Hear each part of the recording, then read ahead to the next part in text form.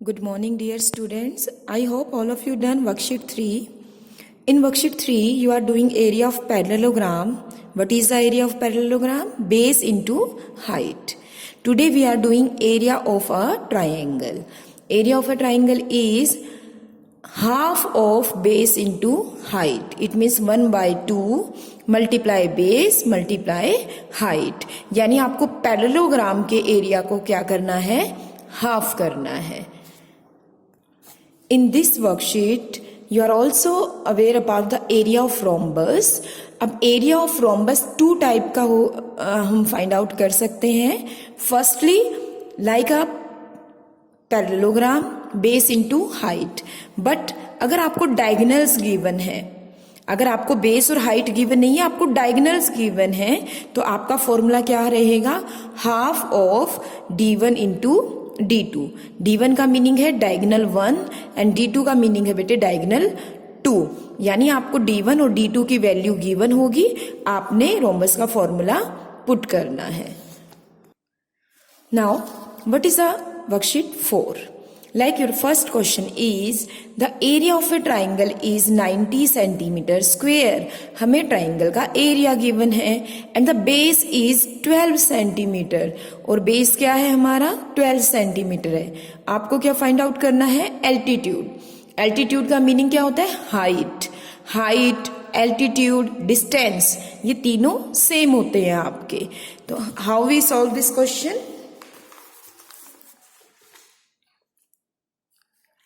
Firstly, you have write the both formulas. Then area of triangle is given to you. Base of triangle is given to you. और हमने मान लिया कि जो आपका altitude है वो x है. Now, what is the area of triangle? क्या फॉर्मूला होता है एरिया ऑफ ट्राइंगल का? 1/2 base into height. Area of triangle की वैल्यू आपने पुट की 90 इक्वल टू 1/2 बेस की वैल्यू आपने पुट की 15 और हाइट की वैल्यू आपने पुट की x.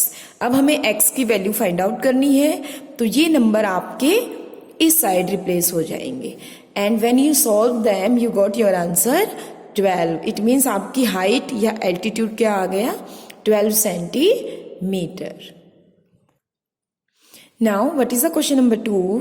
Find the base of triangle whose area is given to you but in decimeter square and height is given to you in centimeter.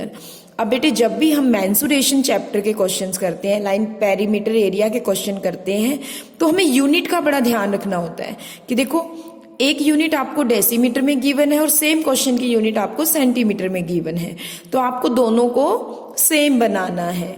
अब मैं decimetre को कन्वर्ट कर रही हूं सेंटीमीटर में, क्योंकि यहाँ स्क्वायर है, इट मीन्स यहाँ डेसीमीटर मल्टीप्लाई डेसीमीटर है. तो 1 decimetre is equal to 10 centimetre. तो हमने क्या किया? हमने अपने नंबर को 2 टाइम्स 10 से मल्टीप्लाई किया. क्यों किया हमने 2 टाइम्स? क्योंकि 1 डेसीमीटर 10 सेंटीमीटर के इक्वल होता है और यहाँ डेसीमीटर स्क्वायर है, तो आप 2 बार करेंगे. आप इस नंबर का भी क्या करेंगे? स्क्वायर करेंगे. तो आपका 48 सेंटीमीटर स्क्वायर आ गया एरिया. हाइट आपको गिवन है सेंटीमीटर में, बेस आपने x ले लिया, फॉर्मूला यूज किया area of triangle 1/2 base into height. तो वैल्यूज पुट की आपने and you solve and you got your answer 12.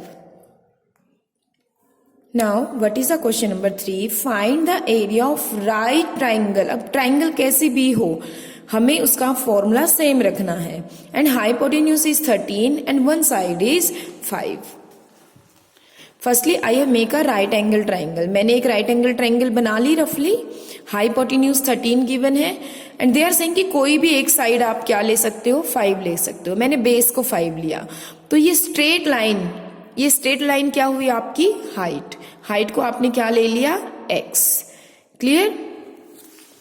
अब x फाइंड आउट करने के लिए मुझे लगानी होगी पाइथागोरस थ्योरम.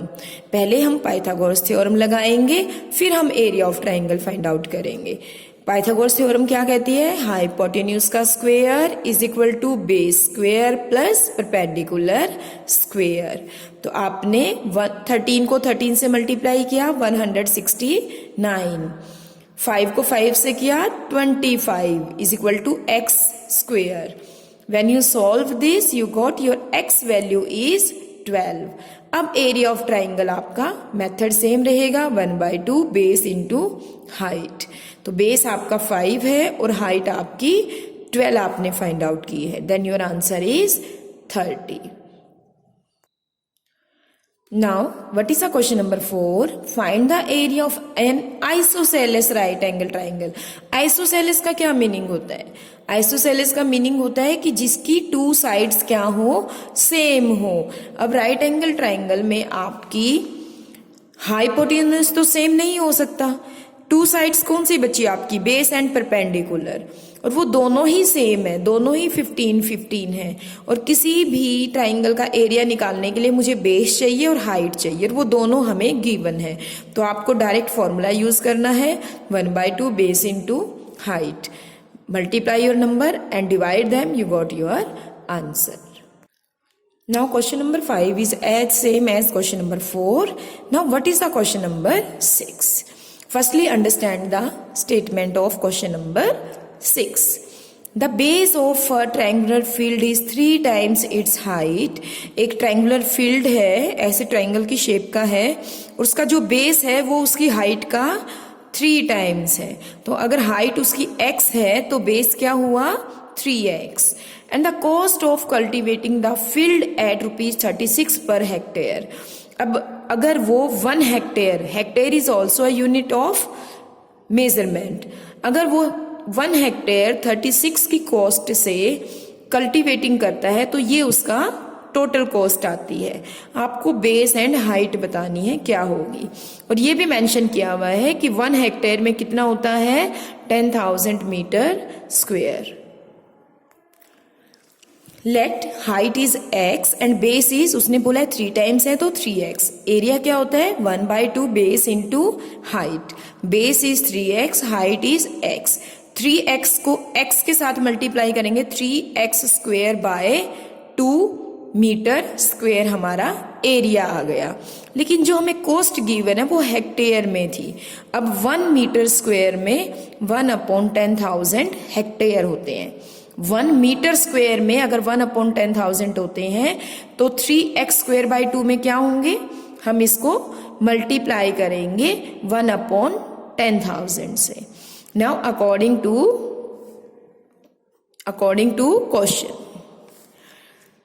एरिया को अगर वो 36 रुपीज के अकॉर्डिंग काटता है तो ये उसकी टोटल कॉस्ट है। This is mention in your question. ये मेंशन है कि अगर पर हेक्टेयर को आप 36 से काटोगे तो इतना खर्चा आता है। तो हमने भी वही किया है, हमने अपने एरिया को 36 से मल्टीप्लाई किया और इक्वल टू 486 पुट कर दिया। When you solve your number you got कि जो ये x स्क्वेयर है उसकी वैल्यू, x की वैल्यू क्या आ रही है? 300, और x हमने क्या लिया था? हाइट।